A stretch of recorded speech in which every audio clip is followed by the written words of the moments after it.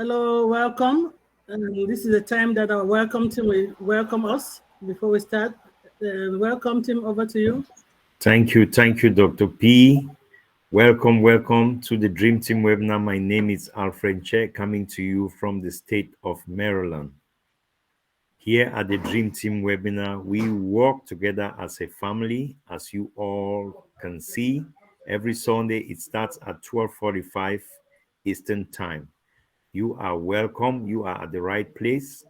For those of you that probably have missed something during the week, this is the time to pick up where you left and recharged. I will pass this over to my sister, Mary Pendy. Take it away. Thank you, Alfred. This is Marie Pendy chiming in from Virginia, United States of America. I am glad to have you guys here week in and week out. I can't wait to hear what Dr. Vittel or Mr. Vittel has to share us. You're all welcome to this platform. We'd love to have you here every week, and we can't wait to have it week in and week out. Count your blessings, and today is one of them. Thank you. Over to you, and you're all welcome. Thank you, Sister Mary, Queen Mary. Thank you, King Alfred, for the warm welcome. Now we're all settled in and we can take our seat and enjoy the ride. But before we start, we always like to start with our signature tune, gifted to us by one of our own sister on this platform. But it also has what our non-verbal communication on it. That is gifted to us by our brother King Derek. Dr. Derek, if you're in the house, you're ready. Can you give us our signature tune, please?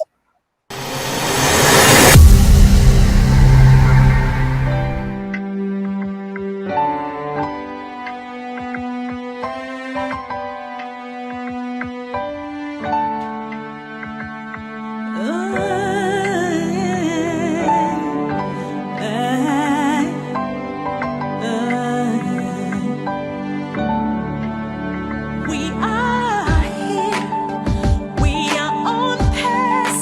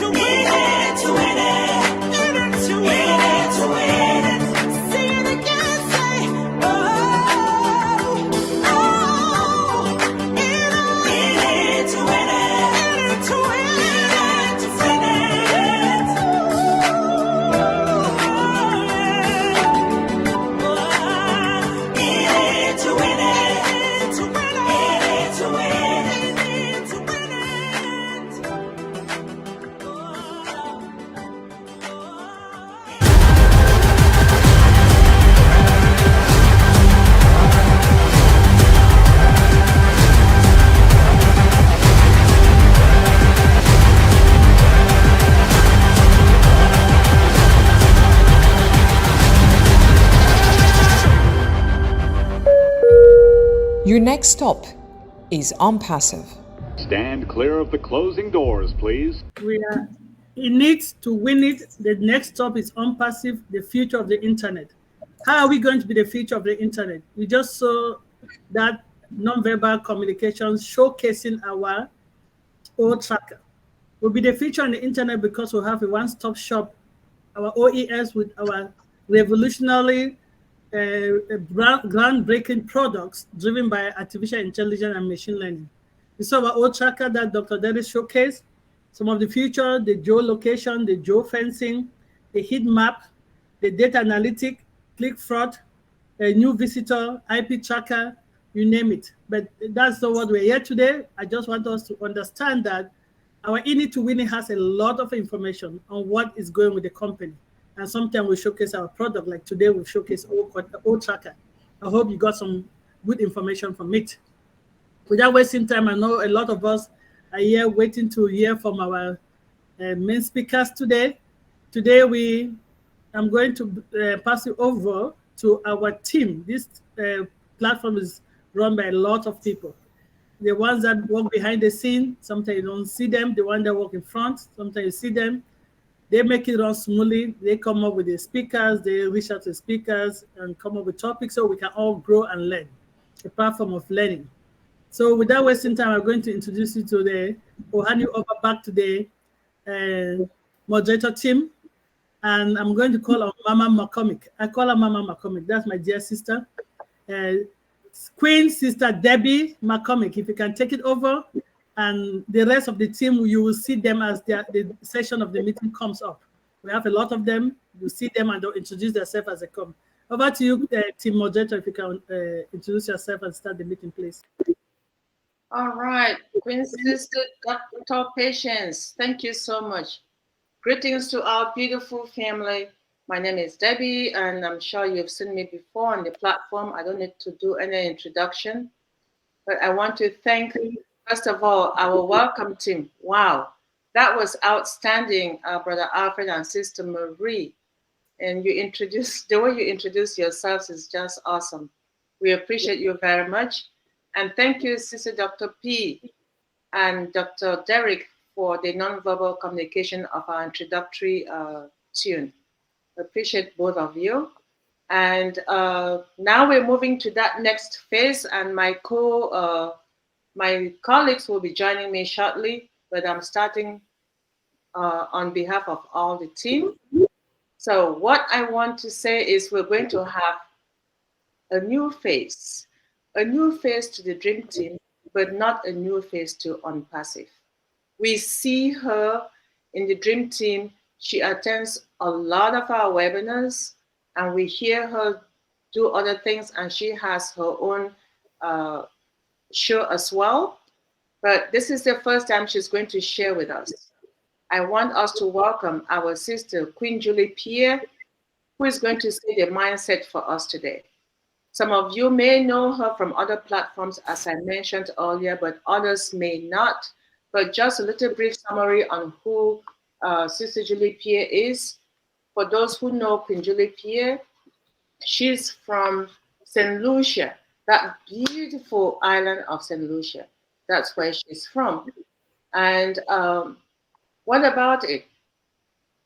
That island is where you can find all the lovely people that have great minds, like Queen Sister Julie.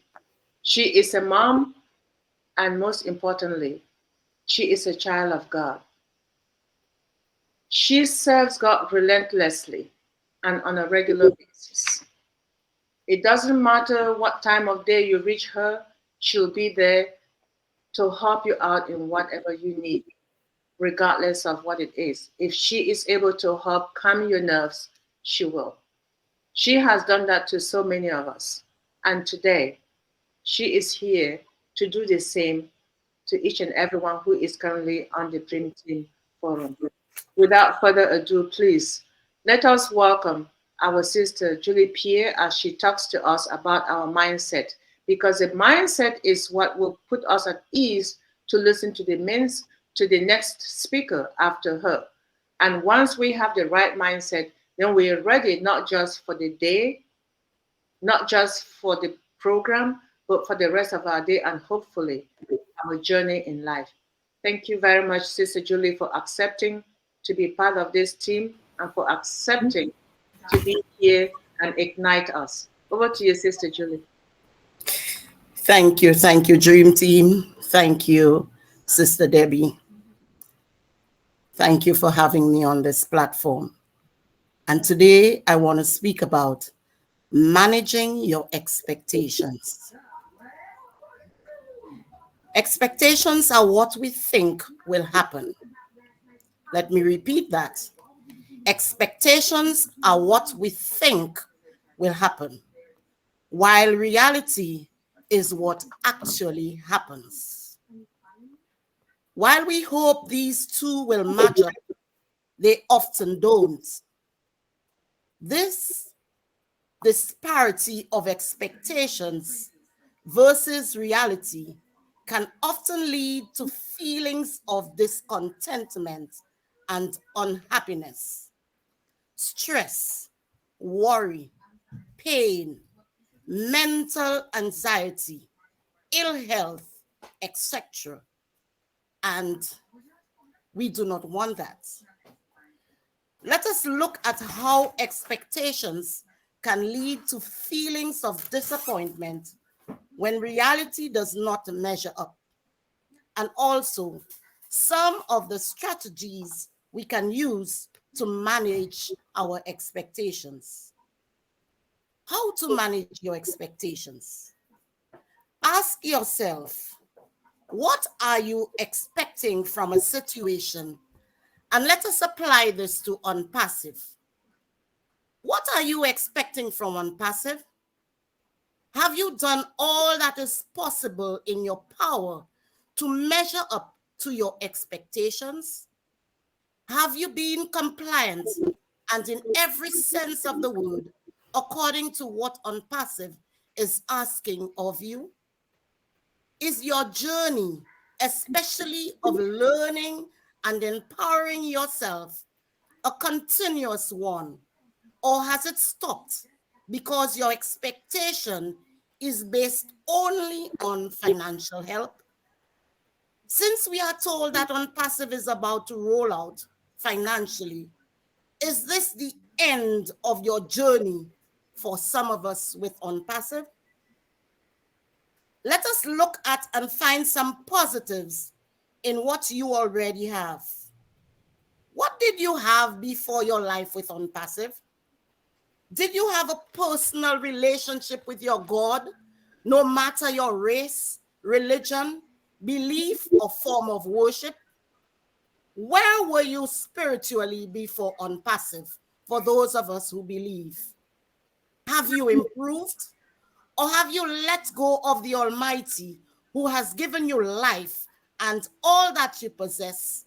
Children, family, husband, wife, partner, relationships, money, car, a roof over your head, health, beauty, and a pure soul, food on your table, a place where you can lay down and rest at the end of a day's work, and most important, a job.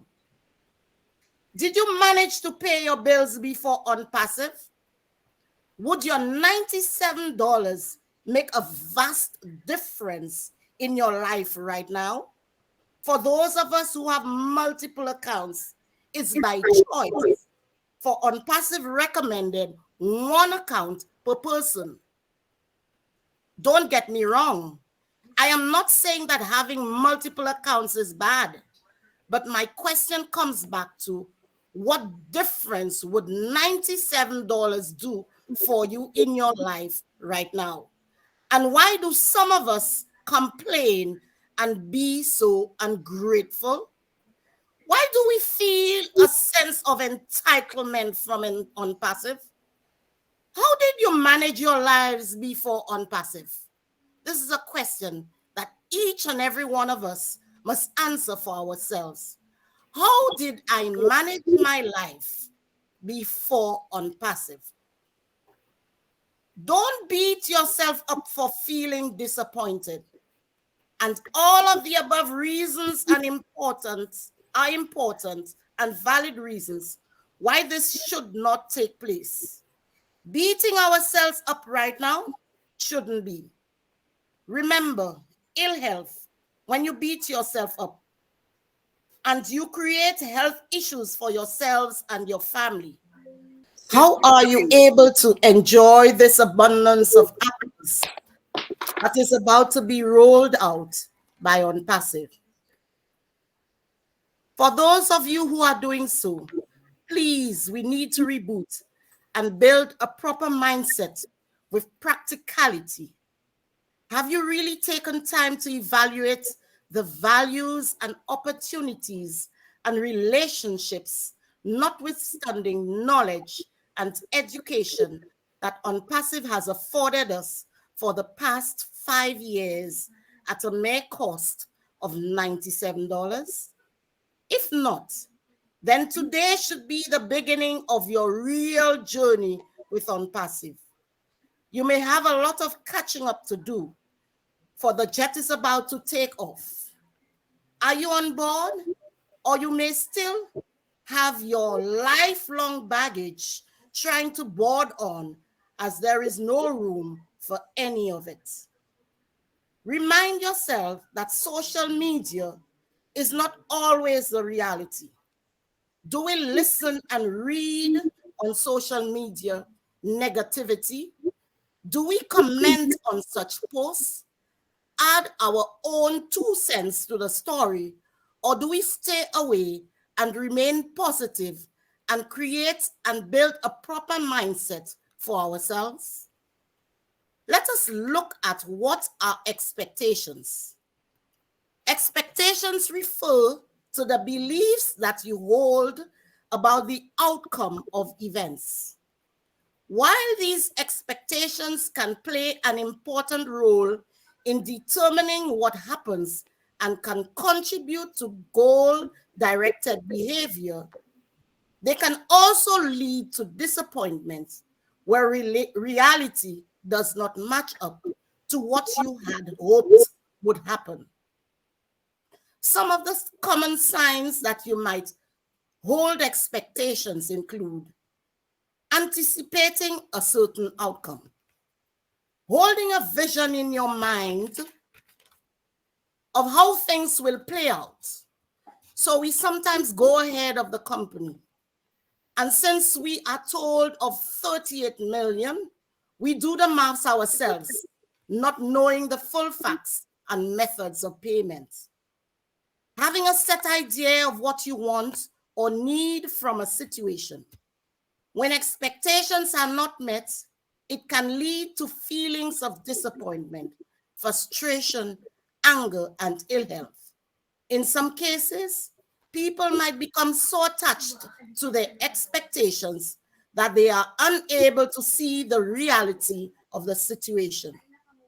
This can prevent them from taking action, in being in the know, empowering themselves, and making decisions that would be in their best interest. The Charles Dickens novel, Great Expectations, lays out a problem with expectations. The main character, Pip, inherits money from a secret benefactor. He views this fortune as a stepping stone to marrying the girl of his dream.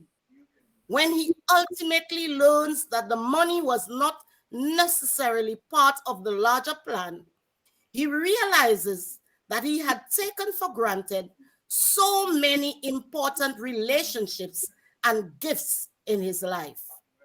Are we not doing the same in this company? Have you taken time to educate yourself during this journey? Have you built good relations with your fellow OnPassivians? Have you taken the time to enjoy the different religions and cultures within this great family? Have you taken the time to love and appreciate and appreciate each and every one with in their own hemisphere? Would you allow your expectations to rob you of fully appreciating your reality? Expectations can reduce reality. When your expectations outpace reality, it often means you don't appreciate what you have in your hands. Instead, you may find yourself expecting more or comparing what you have and where you are right now with what you could have.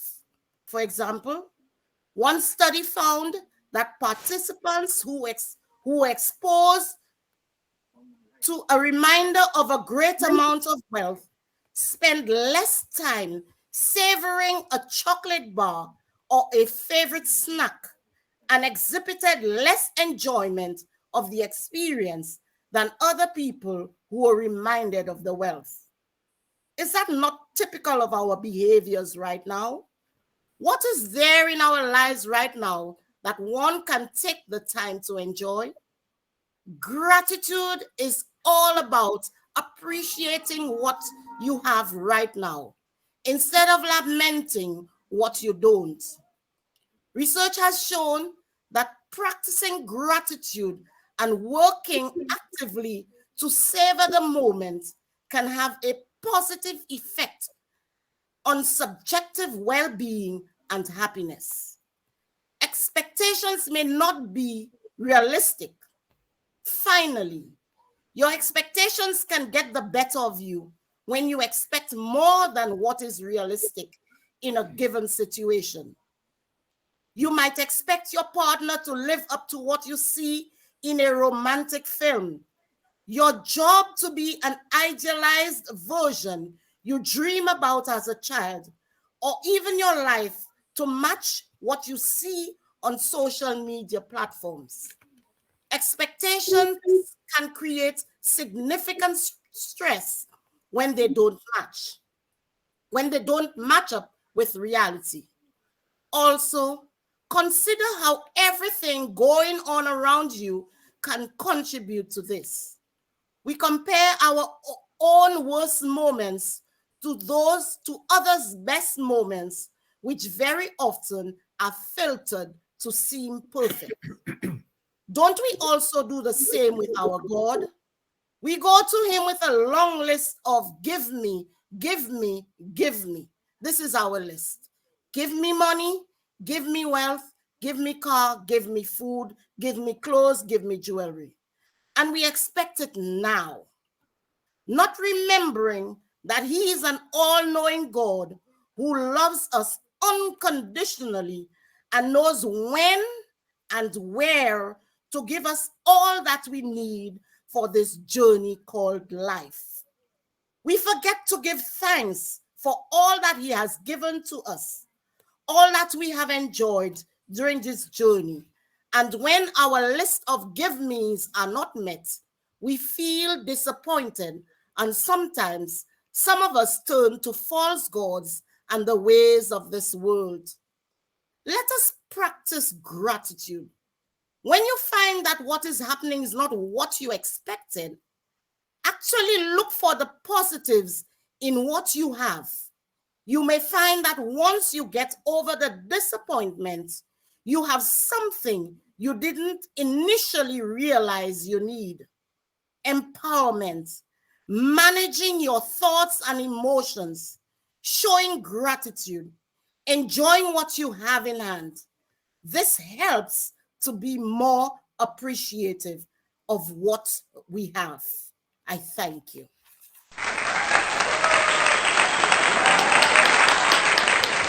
Sister Julie, welcome to the team. Woo, woo, woo, thank you. Managing expectations, especially in your own passive journey, if I heard you well, and it should not only be based on your financial goal. Oh my goodness. And then you went ahead and mentioned a lot of things that we all know, but we are in denial.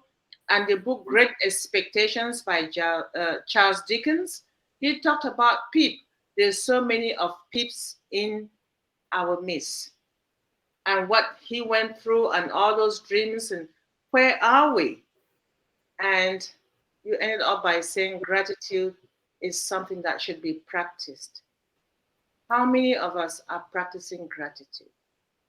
How many of us understand that this is gold handed to us on a golden platter and we're not even acknowledging it? There's so many peeps amongst us. There's so many other things that we can work on. But it does not mean it's the end of the universe. All I'm saying is what Sister Julie has just shared with us, we should savor it because it is just awesome. It's a great inspiration for us to look into ourselves for what we are in, not just for the relationships, but not just for what we have learned or what is coming to us, but our overall life, because that takes us to the next place.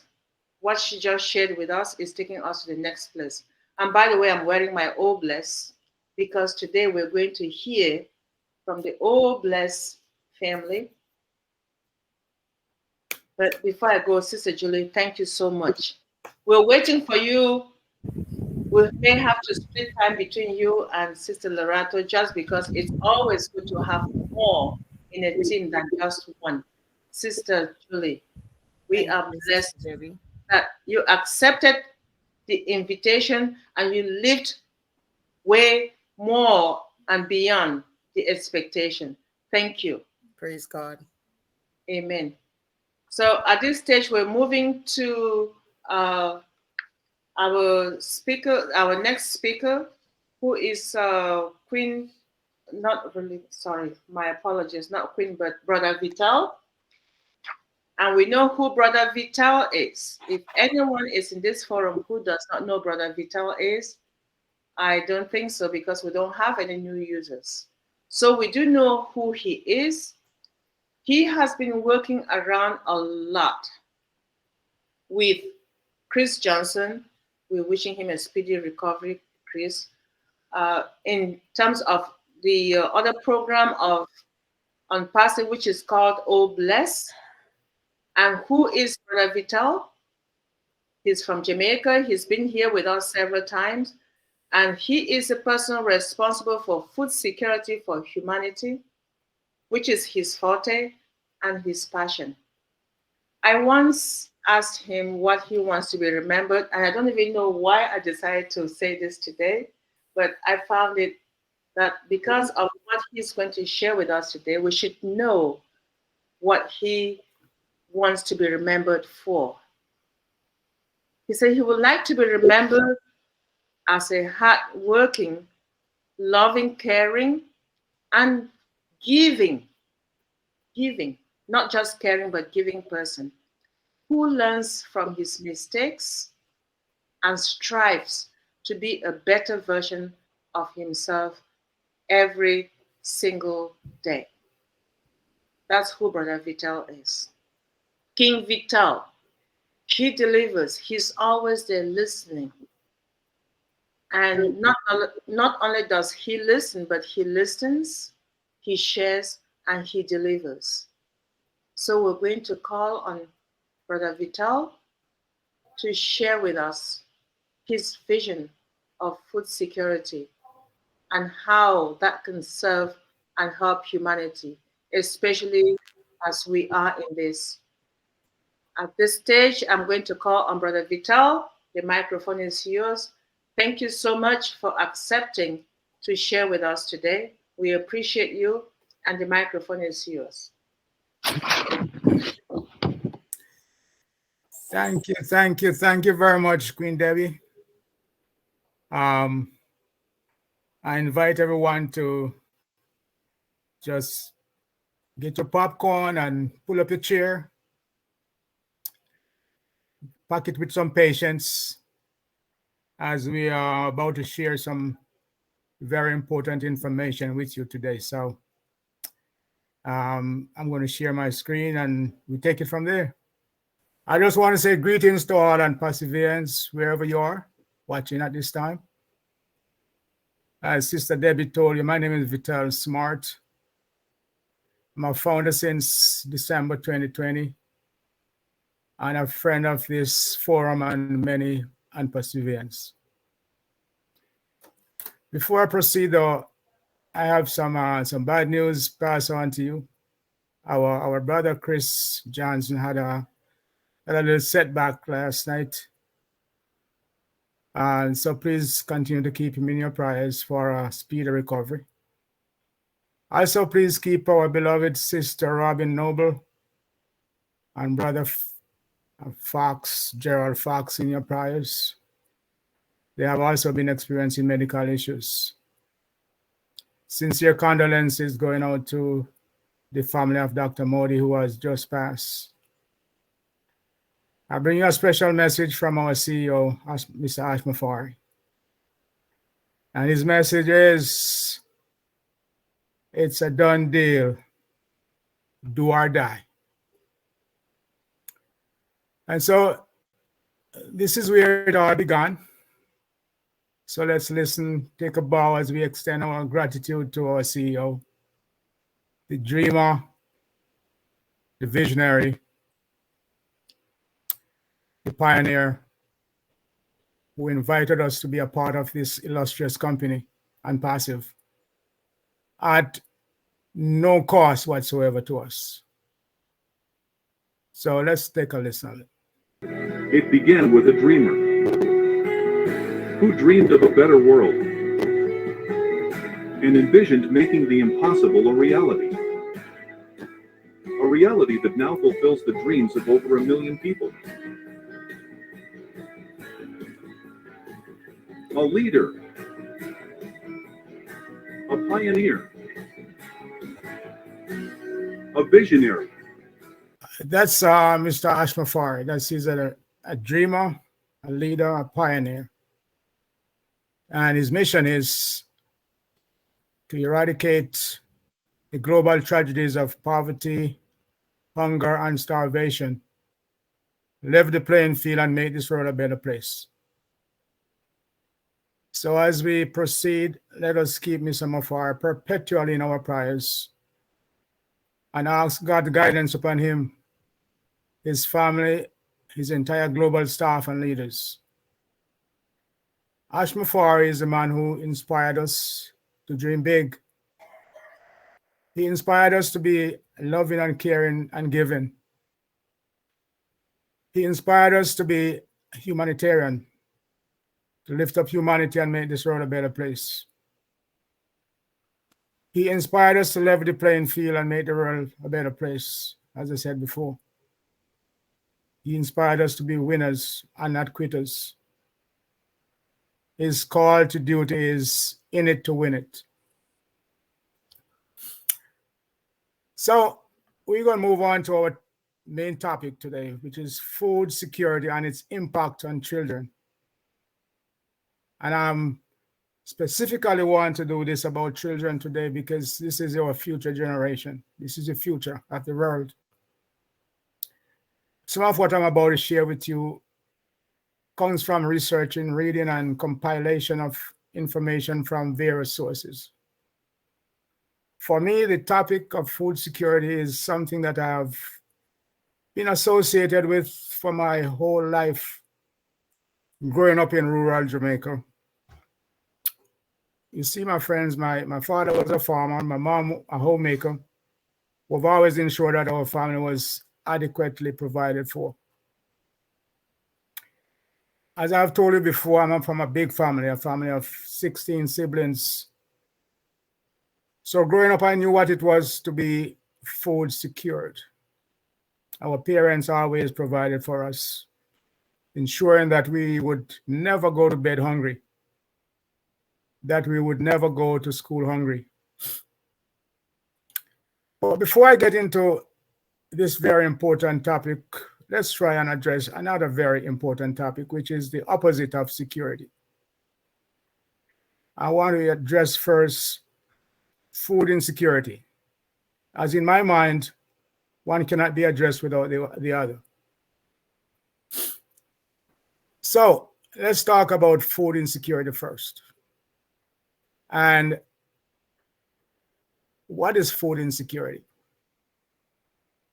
and the condition of not having access to sufficient food or food of adequate quality to meet one's basic needs. More than 800 million people in the world live every day in this condition. This is worthwhile repeating. Over 800 million people live every day in this condition of food insecurity. There are 3 different types that we need to look at.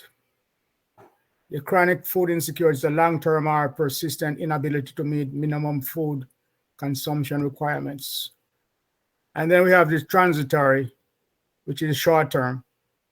And then we have the acute, when a person's inability to consume adequate food puts their lives in immediate danger. The root cause of food insecurity.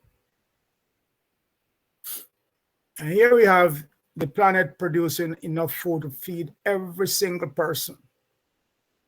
Yet more than about 3 billion people can't afford to eat a healthy diet. And the question is why? Why? And here are some answers. Number 1 is poverty, inequity, wars and conflicts. Big on the agenda and the list is climate change, corrupt government, and waste, which is huge. Poor health systems. Now, the total population of the world is in 2023 was over 8 billion people. So as you can see, nearly 1/3 of the world population can't afford to eat a healthy diet. And this is indeed a tragedy. And to make it worse, the people who are most affected live in the richest continent in the world. And I'm speaking about the continent of Africa, which is a vast array of wealth. Yet some of the poorest countries in the world are located there. Now, let's look at in our own backyard here in the United States. According to the U.S. Department of Agriculture, the USDA, 10.4% of American school households experienced hunger in 2022. As it affects children, in Mississippi, in the state of Mississippi, 1 in 5 children go to bed hungry. Arkansas, 1 in 5. Louisiana, 1 in 5. West Virginia, 1 in 7 children are facing hunger. Oklahoma, and the list goes on and on. Right here in our backyard. Right here in our backyard in the United States. The great United States. So what about the global facts about food insecurity among children? About 13.6 million children suffer from severe acute malnutrition. 2 million children die every year from malnutrition. Let me go over that again. 2 million children die every year from malnutrition. And I said food security in the Caribbean islands continued to be on an upward trend in 2022, according to surveys conducted by the World Food Program. And that nearly 4.1 million, which is 57% of the population, now face food insecurity in the Caribbean islands. And I was pointing out to you that even though traditional farming is still the norm in most islands, farmers have cut back on farming, and instead most rely on imported toxic food to feed their family. The younger generation are no longer taught about farming or have no interest in farming whatsoever. Instead, they rely mostly on fast foods like the famous Jamaican patties, the McDonald's, the Burger King, the Kentucky Fried Chicken, just to name a few. Studies have shown that about 54% of Jamaicans where I'm from are overweight or obese. 36% of them are women and 18% men. So problem of obesity is predominant in the Caribbean. Now, the global top 6 groups mostly vulnerable to food insecurity. Number 1 was people living in poverty, children, which we're going to be focusing on today, women, most marginalized people in conflict settings, refugees and displaced people. So there are one thing that we need to know, absolutely, that food hunger, which is food insecurity, does discriminate and only affects certain people in certain countries, such as I had mentioned before, the continent of Africa. People living in poor communities often lack access to nutritious food. They live in unsafe environments with contaminated water, poor sanitation, inadequate access to health care, and so on. Young children living in poverty face hunger, especially those under the age of 5, who are especially prone to hunger and its deadly effects. And as I've mentioned previously, when kids are hungry, it's hard for them to grow, learn, and even stay healthy. Nearly 2/3 of women are more likely than men to suffer from hunger and food insecurity. Now, let's look at what happened here in the United States during COVID. We had a lot of waste. We got food dumped all over the place, eggs smashed, vegetable plowed. We also have food insecurity was based on poor implemented farm policies. You want to take a look at the waste while other people in other countries are starving. Just think about what we could have done in unpassive or bless with a percentage of this waste. Just think about that. Think about it. And then we have labor shortage. It was also a contributor to food insecurity. 15% of all food grown on farms across the US never leave the farm due to workforce shortage. There are other factors such as lack of demand, food imperfection, and weather conditions.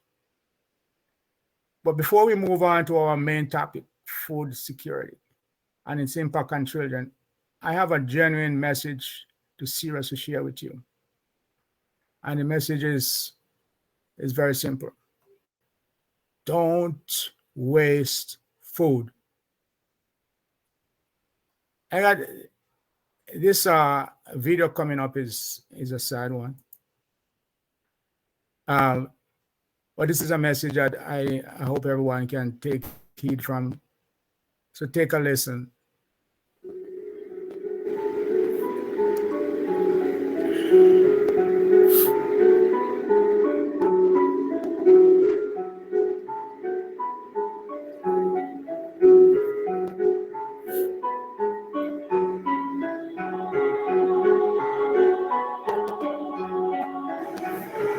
The food you waste is another person's meaning.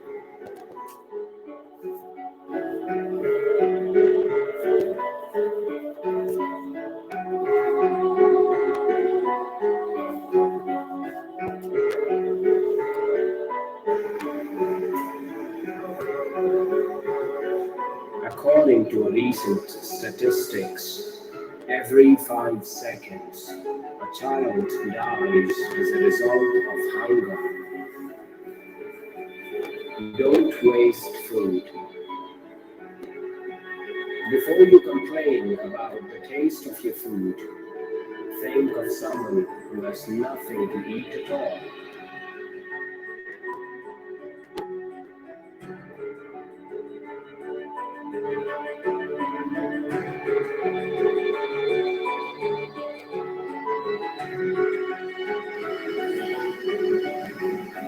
have no clue how the harvesting is done. The farmers collect suicide when the harvesting is not proper. There are thousands sleeping on the roads with an empty stomach. We get the food very easily, so we waste it without realizing for a minute. Let us all make it a habit of giving the leftovers to the hunger every night before we fall asleep.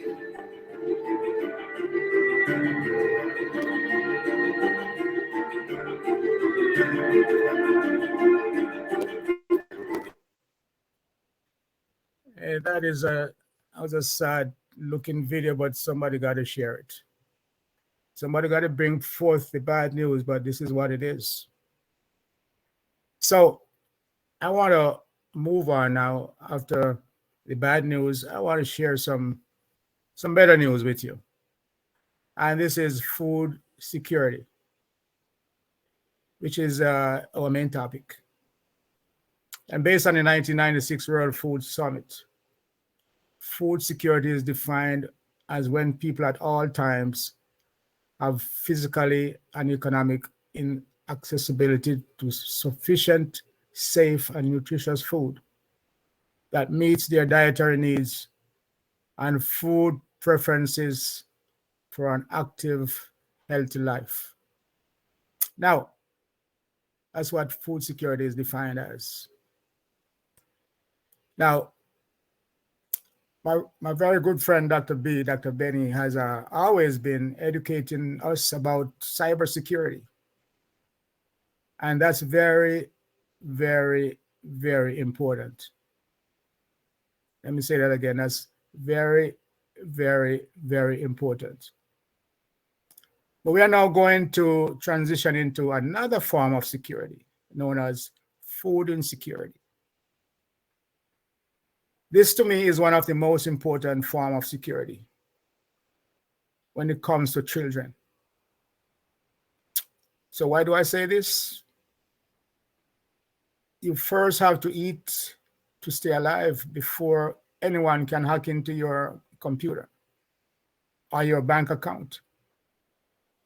All of us are accustomed to the adage, a hungry man is an angry man. Well, a hungry child is also an angry child as well. So let's feed them. In addressing food security to our children, it's important that we take a few minutes to first educate them. And we will do this via our very own e-learning platform, Academy. Before we can feed the children, we got to educate them where the food come from. Let's move to educate them and tell them exactly where the food that they eat come from. Where does the bread that their parents buy in the grocery store come from? Most children don't know. Where does the hamburger that they buy in McDonald's or Burger King come from?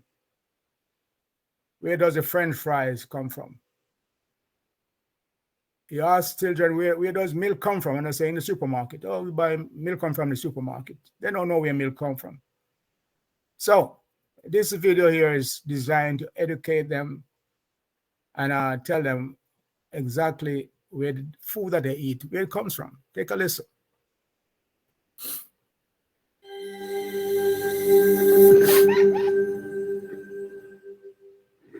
Farms and food for kids. Hi, friends.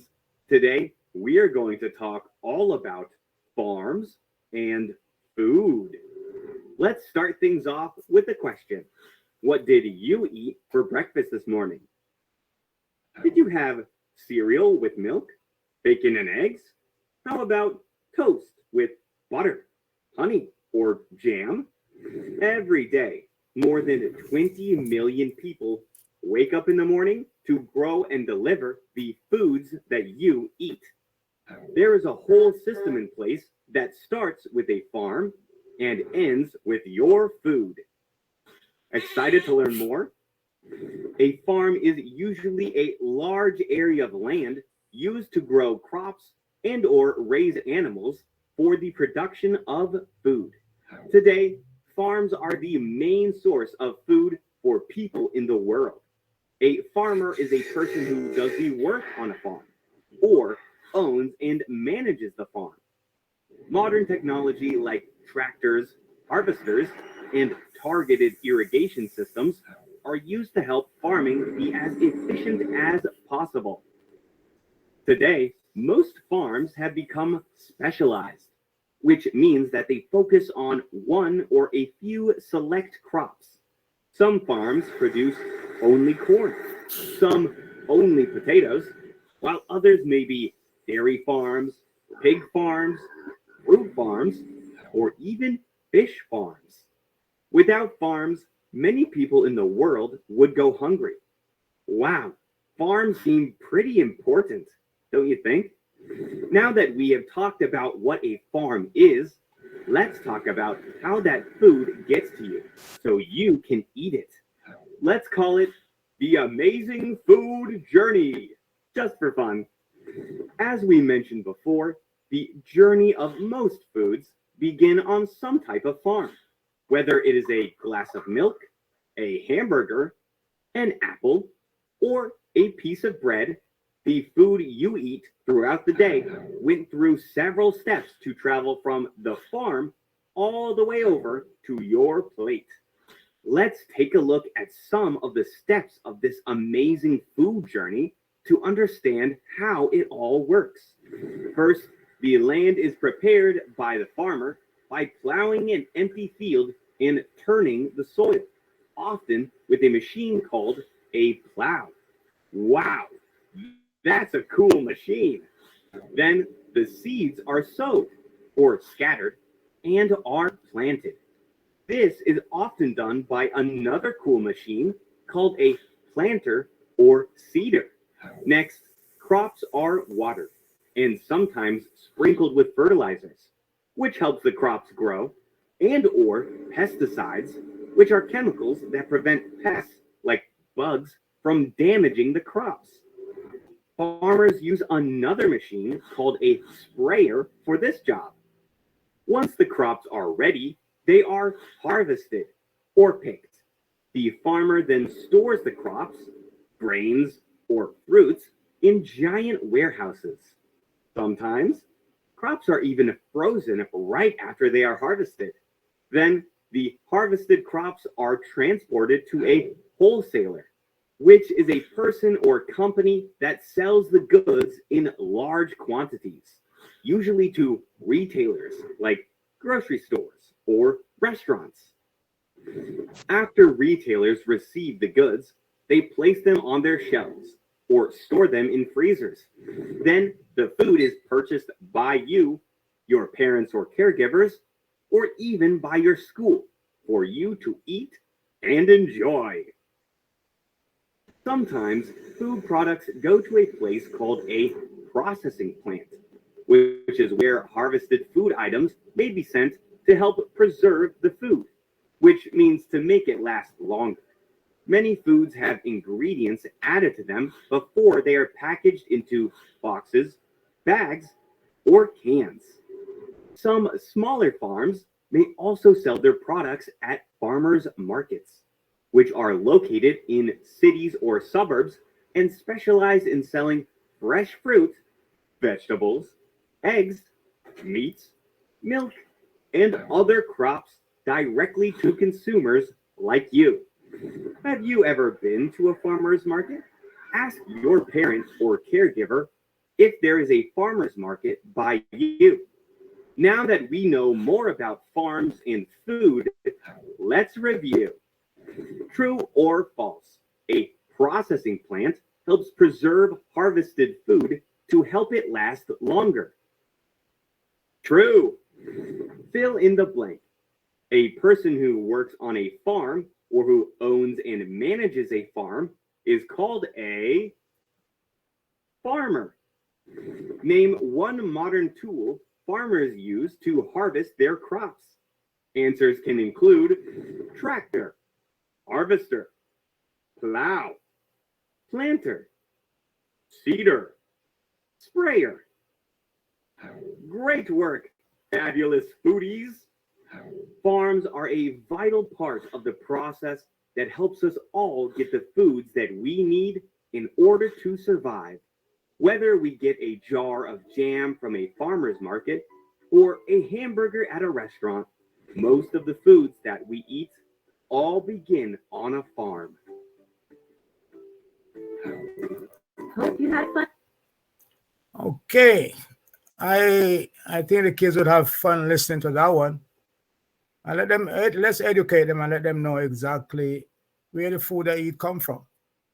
And that's the reason why I want to zero in on the kids today, so that we can help to educate them.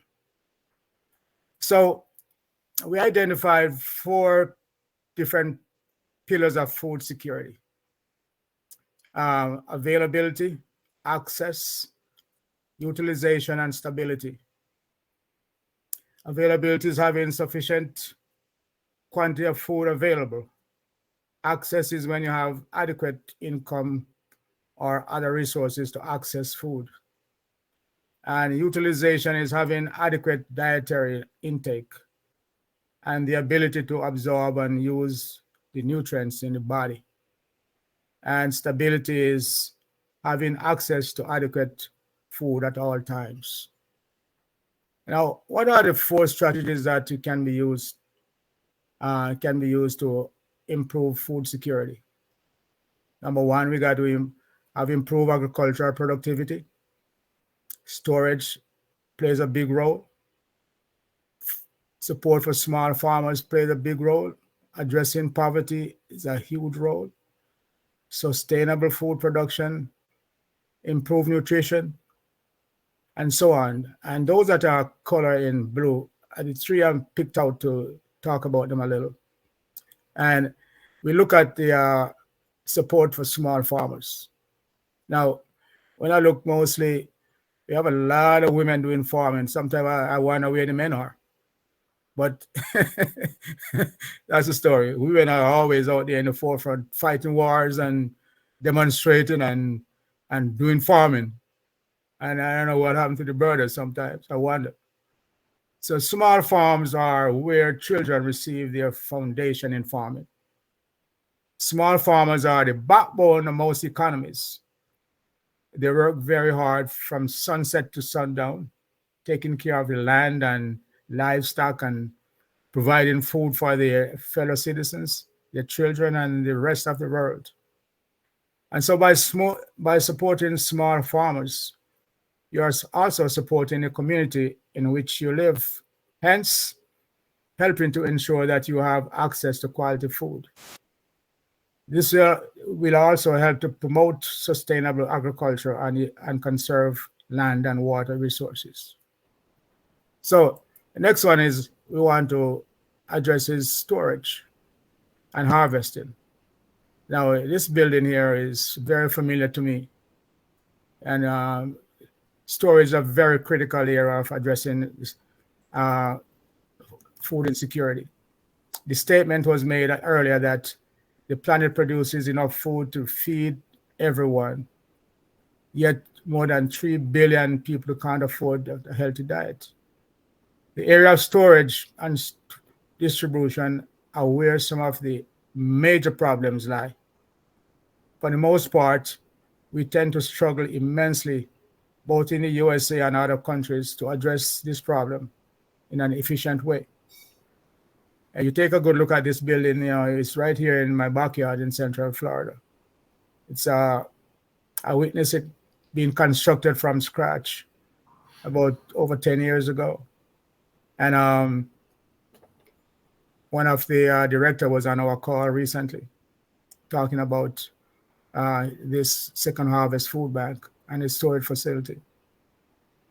The organization does a real bonanza job helping to feed the hungry children in Central Florida area. And this is a magnificent building. And this is another part of the building where you can see how well they work together. My sister Vinette and I visited this facility last year, and it's a real well-oiled machine, well-established, well-run machine. And there are roughly about 199 of these food banks and storage facilities in the United States. So please find one in your area and give them your support, your wholehearted support if you can, please. The next one I want to address to you is one that is you all will find very fascinating, those of you who have not heard about this before. And this one is called freeze drying. Simply put, freeze drying is a low temperature dehydration process that involves freezing the product and lowering pressure, thereby removing the ice by a process known as sublimation. Now, sublimation is a conversion of a substance from solid to the gaseous state without it becoming liquid. And so freeze drying is a technology that should excite all of us in Oblast and Unpassive who are interested in lifting up humanity and feeding the children and making the world a better place. Because when you hear about this technology, it will excite you. Here's one of the machine right here. This is the extra large one. And you can look at it. It's made right here in the United States, in Utah. And the picture of the extra large is a non-commercial unit.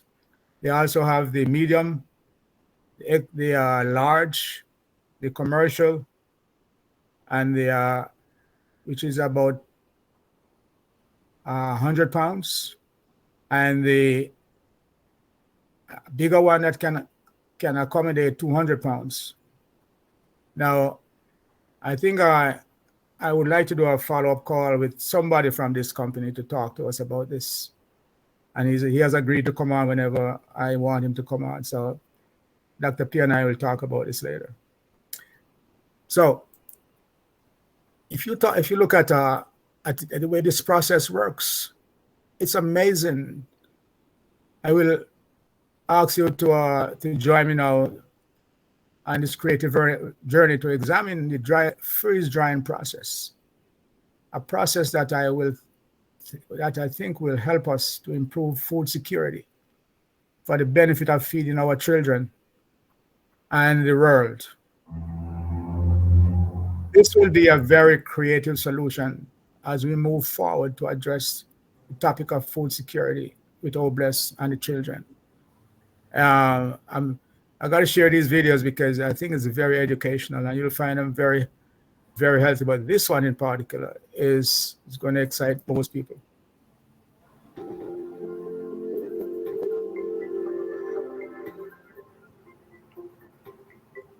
Hi, I'm Jackie with Harvest Right. Today, I'm going to take you through the entire freeze drying process from beginning to end. From prep work to packaging to rehydrating, you'll see how fun and simple freeze drying can be. It's a great way to preserve food for short-term or long-term use. Freeze dry your garden produce, your leftovers, buy when sales are on, and freeze dry to save money and to preserve the food your family loves. The benefits are endless. Keep in mind that nearly every food can be freeze dried, from fruits and vegetables to meats, dairy, eggs, and even full meals like lasagna and beef stroganoff. Before we get started, let's turn on the freeze dryer to let it get cold. Okay, today I'm going to freeze dry scalloped potatoes and ham. I'll also freeze dry raspberries, apples, and ice cream sandwiches. Let's get these prepared for the freeze dryer. I'll start by spreading the scalloped potatoes on the tray. A good rule of thumb to follow is to fill the food to no more than the height of the tray. Next, I'll prepare the ham by laying nice thick slices on the tray. Try to keep the slices under a ½ inch thick. Now our fresh raspberries. I'm simply going to place them on the tray. The great thing about freeze drying is you can place more than one item on a tray.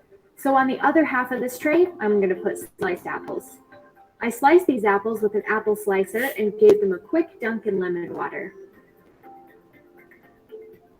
The last thing I'm going to show you are these ice cream sandwiches. I like to use small ice cream sandwiches that are in a cellophane pouch. I'll cut the top of each pouch and put the whole thing on the tray. The slit allows the water to escape from the pouch. I'll do it quickly so that I can keep them from melting. Because the freeze dryer is nice and cold by now, we won't have a problem. Let's slide the trays in the freezer.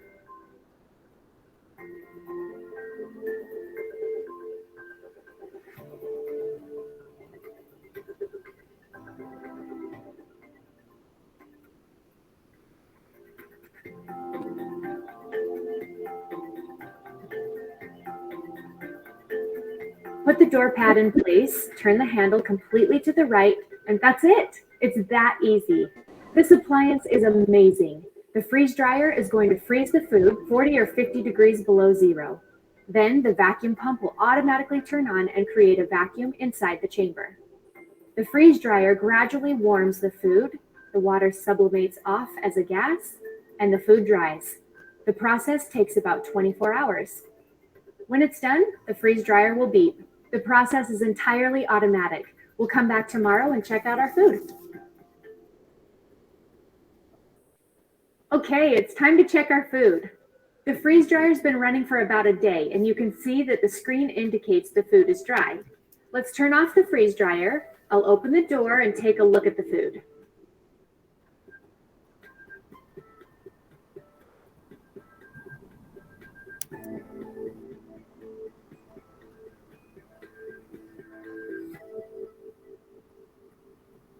The food looks exactly the same as when I put it in. It hasn't changed its shape, color, or flavor. I'm going to test a few of the bigger pieces to make sure that the food is completely dry. First, I'll look at the ice cream sandwiches. Since they have the most water in them, I will check to see how hard they are and if they're wet inside. The potatoes are dry and crumbly. The raspberries look like fresh raspberries. They are so good, and they're completely dry. The apples are beautiful. They're the same color, same shape, and haven't shrunk at all. And the ham is perfect. Meats are the easiest to freeze dry. Since there's no water left in the food, I'm ready to package and store it for future use. There are 3 things that cause food to go bad: heat, water, and oxygen. The freeze dryer takes all of the water out of the food while the food is still really cold. And the way to take out all of the oxygen is to put the food in a Mylar bag and add an oxygen absorber. You can also use number 10 cans or canning jars. All of these methods will preserve the food for many years to come. I've already labeled the Mylar bags. I include the date and a description of what's inside. So I'll take the ham, fill the Mylar bag, add an oxygen absorber, and seal it up. I like to do a double seal just to ensure that it's airtight. I'll do the same thing with the potatoes.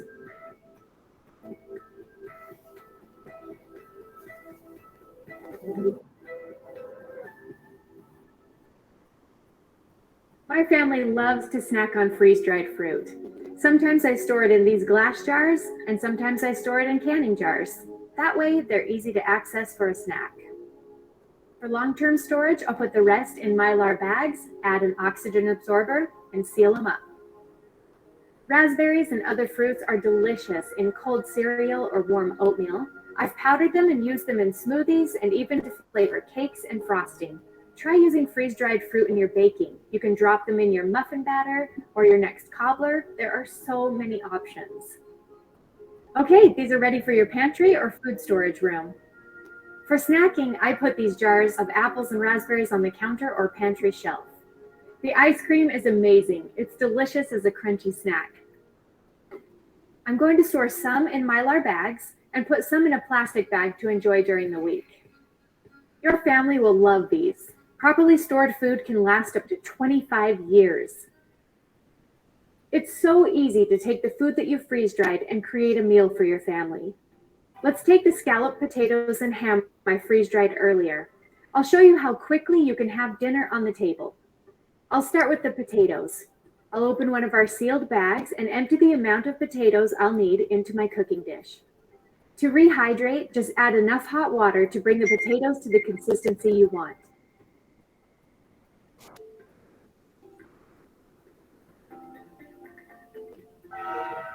The ham is next. To rehydrate that, I'll just pour hot water into a bowl and submerge the ham long enough for the meat to rehydrate and warm. It only takes a few minutes.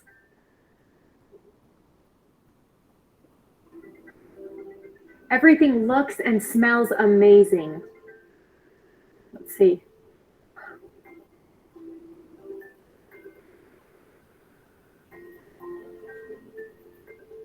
The potatoes and ham taste exactly the way they did before I freeze-dried them. They are so delicious. They would taste the same whether they were freeze-dried 20 years ago or 1 month ago. And the best part is, the food maintains nearly all of its nutritional value. Since we have leftovers in the bag, I'll put a new oxygen absorber in the bag and reseal it. Harvest Right's home freeze dryer gives you the ability to preserve produce from gardens and fruit trees, preserve full meals and foods your family loves to eat, and create your own food storage. To learn about these benefits and more, visit our website at harvestright.com. Okay, this technology amazed me really, and I think when I look at the shelf life of these products, regular frozen food is up to 2 years shelf life.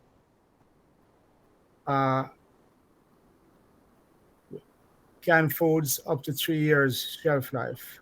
Dehydrated food up to 4 years shelf life. Freeze-dried food up to 25 years shelf life. Wow. Take a look at these comparisons. And this is what I think is going to be a game changer for us to address the problem of food insecurity. Also, these products are also made for animals. I found this one in Costco. It says right here, freeze-dried chicken. They have a lot of freeze-dried food in the supermarkets. You just don't pay attention to it because they're not telling you about it. But it's sold in some retail stores. And these are some of the various solutions in preserving food to enhance food security for the family. But this technology is not very new. You know, the type of food that the astronauts use when they go up into space, this is the type of food that they use. This is also the type of food that they use in the military. You know, you can also find them in, as I said, in the supermarkets. Now, when you look at what food dry can do, save children's lives in time of natural disaster like an earthquake, freeze-dry process preservation can be used effectively to fulfill many different purposes. And in time of disasters like earthquake, in time of disasters like what's going on now in the Gaza, this is a food being preserved for that war. So, we have this technology is something that we need to look at. Disasters such as explosions, chemical spills, terrorism. The picture is taken in Gaza as they prepare to feed refugee children in the disaster areas. It's a perfect example of how freeze-dried foods could be utilized to feed refugees. Freeze-drying will also be effective in curing famine, hunger, and starvation in areas ravaged by climate change and political corruption.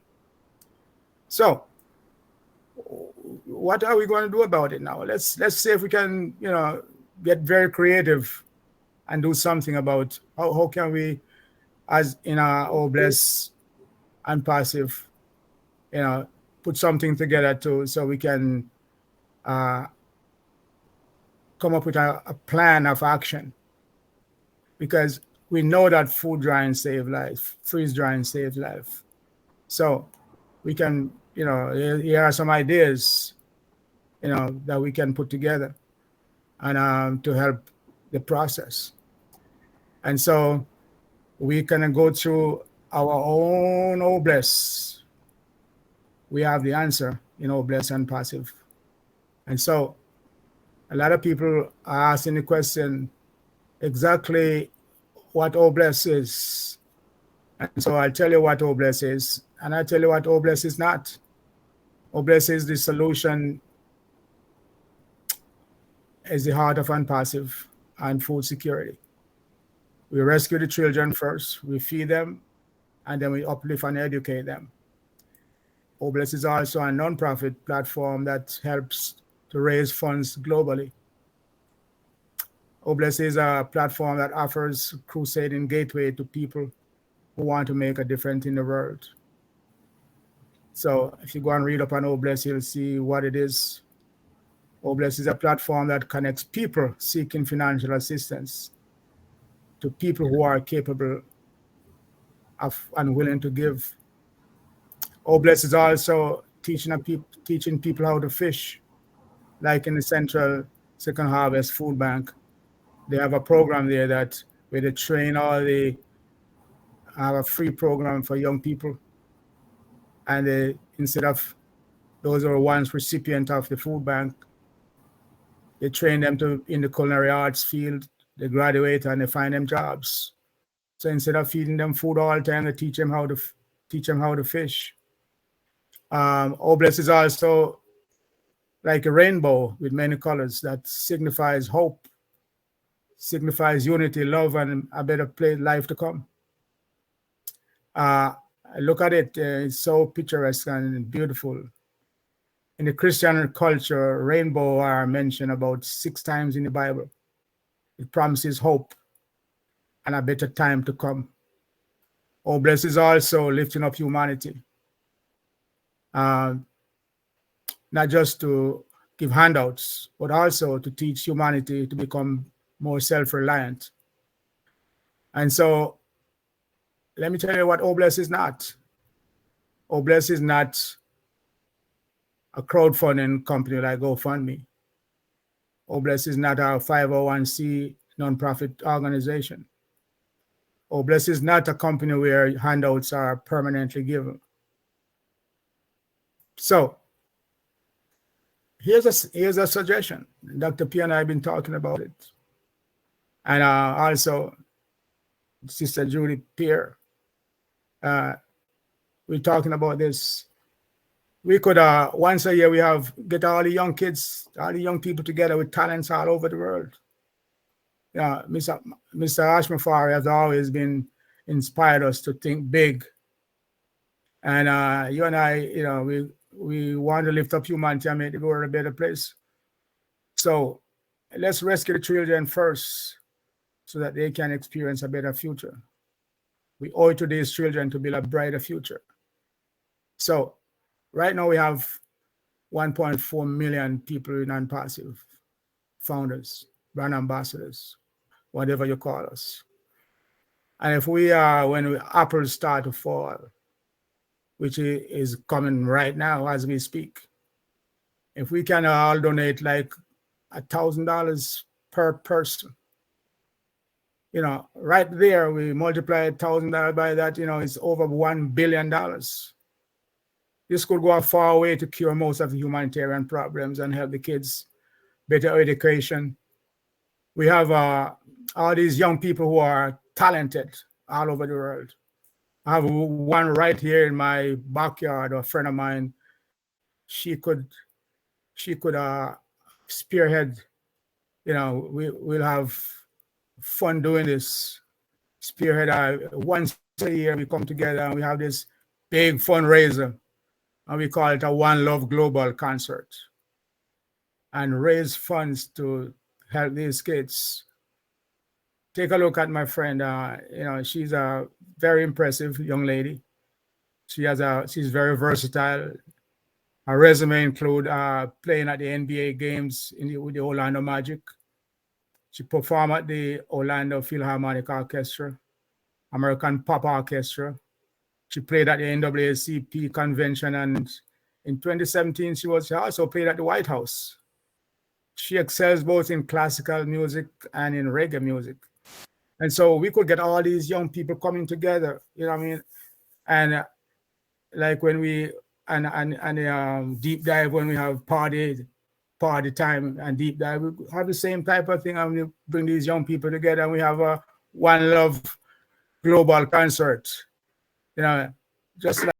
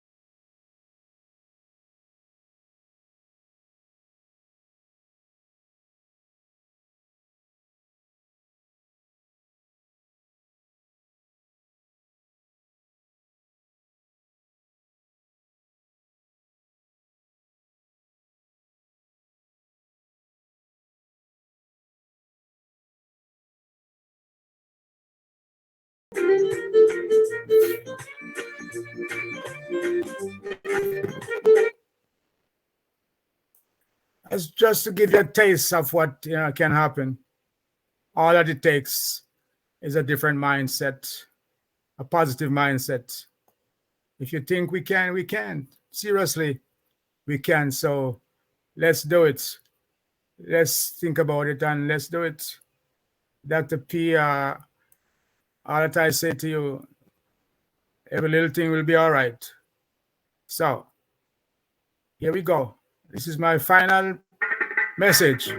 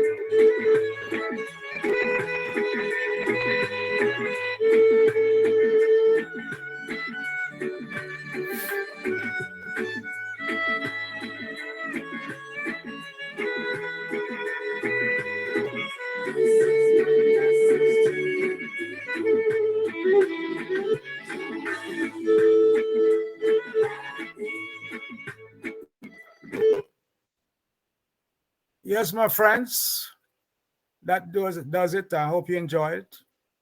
God bless, and back to you, Queen Debbie. Take it over. Thank you very much. Oh, wow, Brother Vittel. Oh, my goodness. I could not believe what I heard. Brother Vittel, wow. Before I move over to the updates team, Brother Vittel, I want to appreciate you. I know you'll be here for the questions and discussions, but just to thank you for being able to put all of this together. Don't go away. It's going to be time for questions and discussions very soon. But in the interim, we have to hear what our updates team has for us. There's always something, regardless of the duration, there's always an update, either of something that happened prior, or prior meaning a week or two, or a day or two, whatever, the updates team is always there. Peace, blessing, enough, whole heap, plenty, lots, great amount of love to all our kings and queens in this webinar and on YouTube, or listening to YouTube, watching YouTube live or in the future. Thank you ever so much, Queen Debbie McCormick. I do thank you for the introduction of the updates. There's not much updates today. I think there's maybe just about four slides.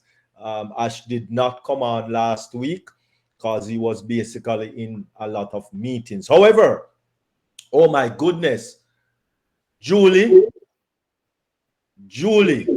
Queen Julie. I'm here, Dr. Derek. You just open up yourself to you just open up yourself to a lot of requests. I don't know how this. Sis, you just open up yourself to a lot of requests. Sis. So please be advised that you'll be getting some calls. Thanks for letting me know, Dr. Derek. It's all you're making. It's all you. That was awesome. That mindset, it was awesome. And oh my goodness. And that is something we're not understanding, that the mindset is of tantamount importante. Very important. Very important. So let us come to the full knowledge that just not just in on passive, but the mindset is what we need to have for life, for the life that you live. If you don't have the proper mind, because the people that work on Wall Street, the people that work at Wall Street, they're not in on passive, right? And when things go wrong, because they don't have the right mindset, they're jumping off building, not remembering that gravity plays a important part in our ecosystem here in the world, on Earth. So the mindset is very important. Queen Kanla, are you present and correct? Yes, Dr. D, I am. Queen Kanla, are you present and correct? Yes, I am. Oh, mercy. I thought you were doing the disappearing act. Okay.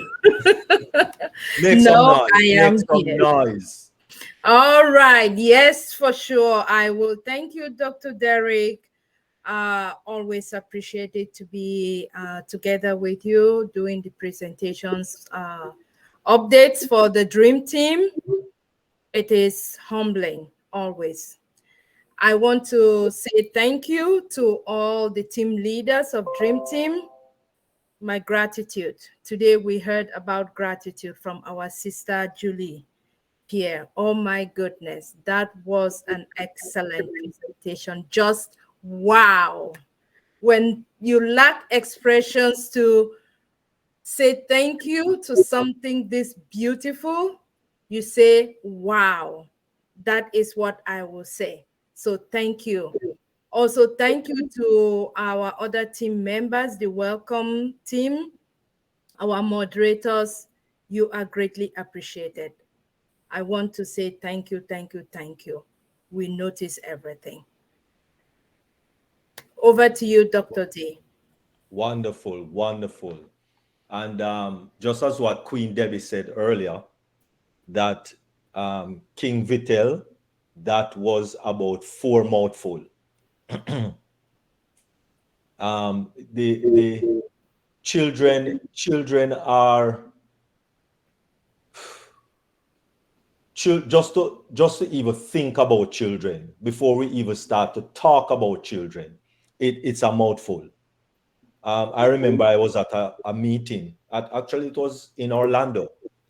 I was at a meeting with the Orange County, some executive there. And they were talking about children and homeless children, actually. Homeless children. And just in one county, we're just talking about one county, not Florida, just one county in Florida. Well, not even the entire Florida. We have South Florida, you have Central Florida, and you have North Florida.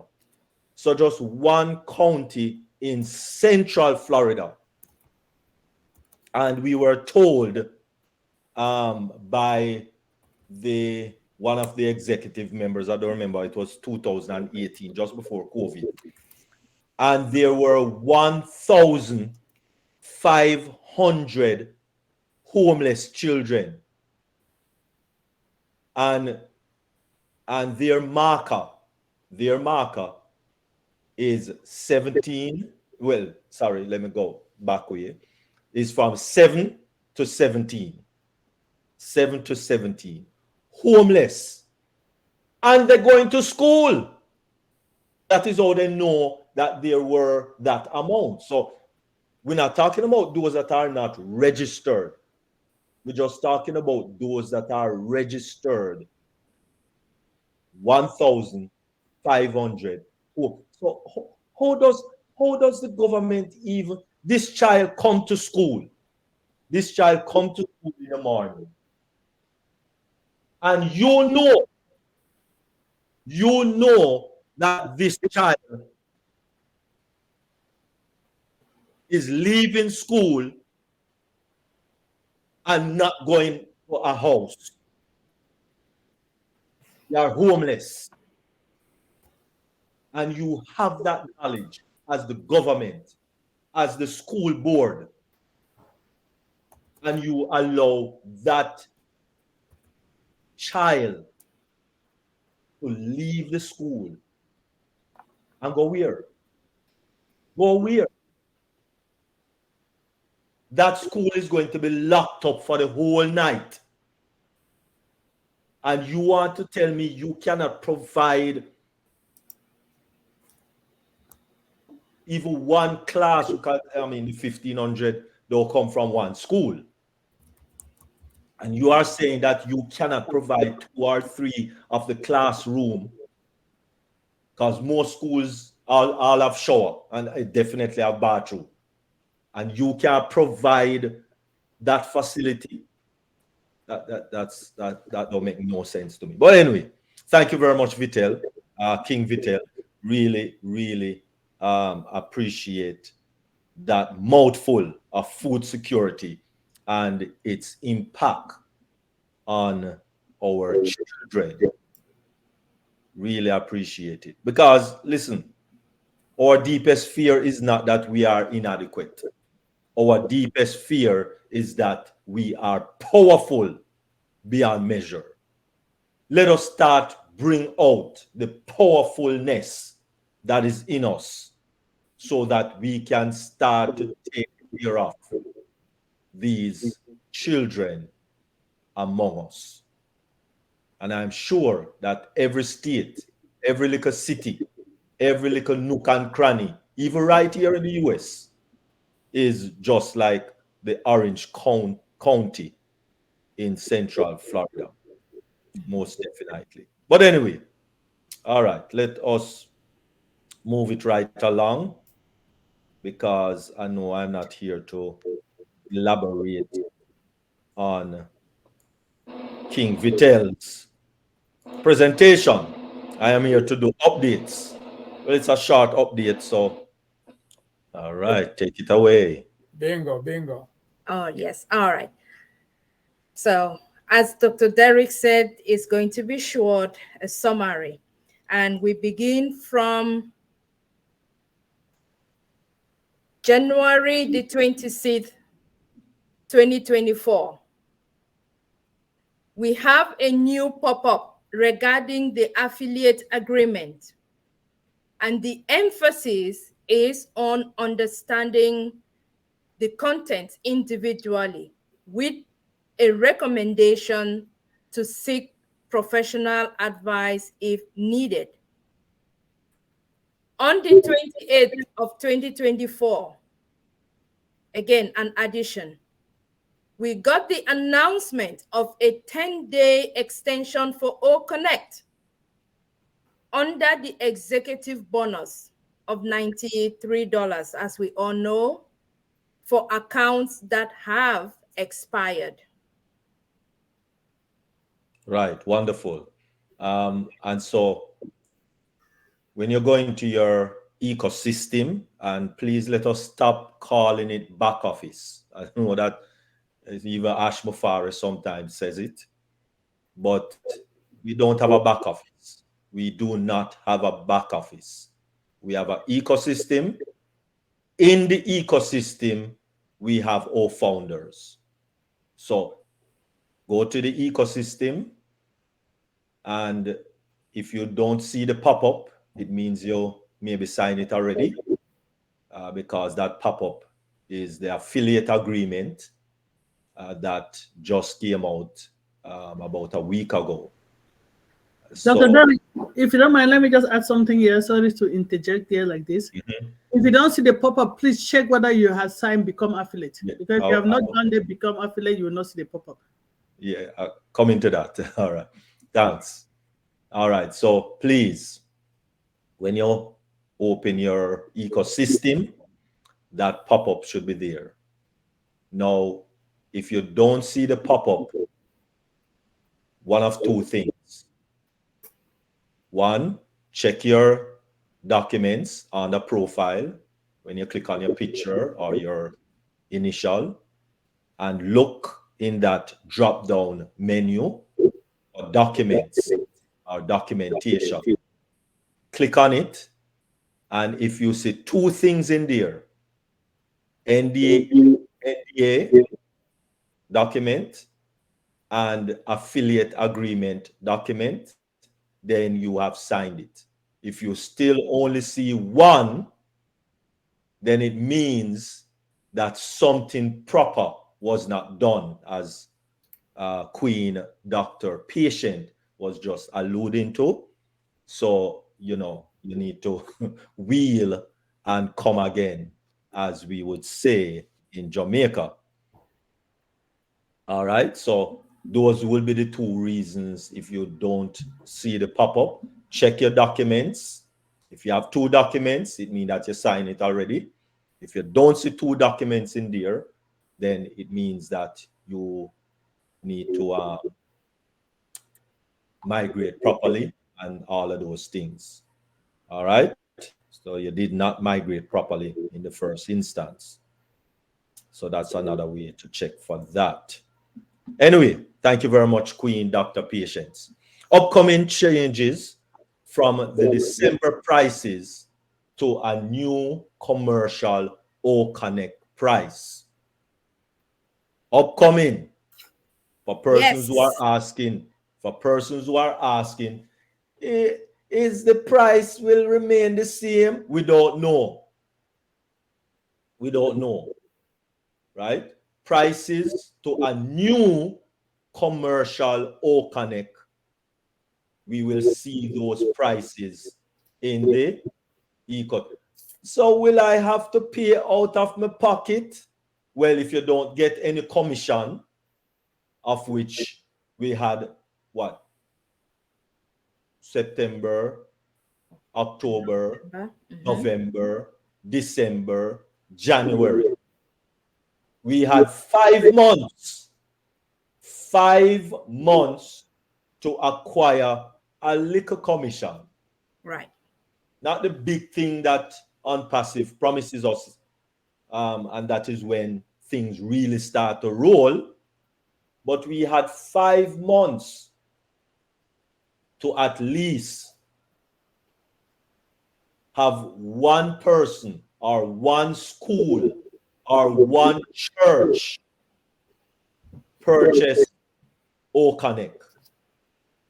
All right, so that you can have something in your wallet. Now, you don't have anything in your wallet, then yes, you might have to come out of pocket, or you can wait until OnPassive do its big thing. The 29th of January, which was, well, actually the bulk payout should start on Monday, which is tomorrow, really and truly, because they were testing it up until Friday. They were testing it, and about 100 persons should have gotten some commissions already. And so come tomorrow, Monday, really, the big bulk payout to clear all the pending commissions will continue. The Mohammed Nazal, which is CMO, Mohammed Nazal, participation in the T-Hub event in Hyderabad. And a lot of people was calling and asking, what is T-Hub? Well, this is the main building of T-Hub in Hyderabad. Nice, pretty, expensive looking and expensive building. But what is T-Hub? T-Hub is an innovation, intermediary, and business incubator based in Robag, Hyderabad, India, based on the triple the triple helix model of innovation. It is a partnership between the government of Telangana, 3 academic institutions in Hyderabad, and a private sector. Right? So T-Hub, as it says, is an innovation intermediary and business incubator, all right, of which OnPassive is also partnered with them. And that is so awesome. Yes, so awesome, Dr. Derek. Awesome. Another partnership with OnPassive. Oh my, this is mind blowing. Yes, it is. Connect pricing. I know Dr. D has already explained. A special $93 offer for credit cards payment has ended. But the crypto option will remain available for a bit longer. The bulk payment process, it's already in progress. So starting last week, without me re-emphasizing what Dr. Derek already said last week, 100 people should have received their payments. So the caution is that please check your emails. I know we've been having some questions. What do I have to do? How do I know I am expecting to receive something? Here is the answer. Please check your emails. Your founder alternative email and or your OMail to participate in a verification process by the merchant processor. Beautiful. And of course, the verification or the O-Verify, well, it's not O-Verify as yet, but it's a KYC that you will have to do. But this is from the merchant side of things, not from OnPassive side of things. Please to kind of have that in your mind. By Monday, the process will scale up with tens of millions being paid out, including bonuses. Note, CEO Ash Mufare was unavailable to attend any meeting last week due to other meetings that he had to attend. So unfortunately, our CEO Ash Mufare did not come out in a meeting last week. But be not dismayed, and it's ensuring that everything is okay for the future of OnPassive. And so therefore, buckle up, because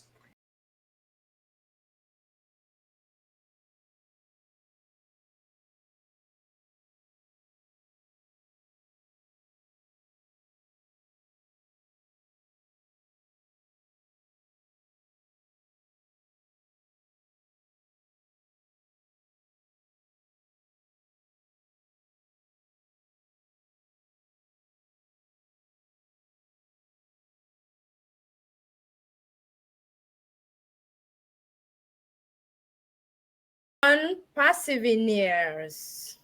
Wonderful. Thank you very much for your listening and watching. And on the behalf of Queen Candla and myself, that was the updates.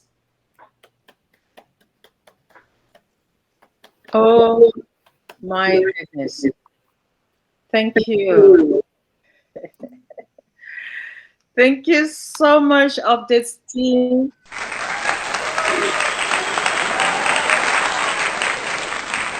Thank you, Queen Kanla. Thank you, King Dr. Derek. We appreciate you. Those updates, this is the best way for us to get them. And the reason being that a lot of people during the work week, they are unable to follow up a lot of things. And on Sundays, they're looking forward to come to the Dream Team webinar so they can get everything, all the juicy juice that happened during the course of the week. And you deliver it just superbly in a very unique manner. Thank you very much. We appreciate you. Well, we are moving to the next segment, which is questions and discussions. But before we do that, we have to thank our YouTube viewers, those who signed in at the beginning. Thank you all for watching, and bye for now from YouTube.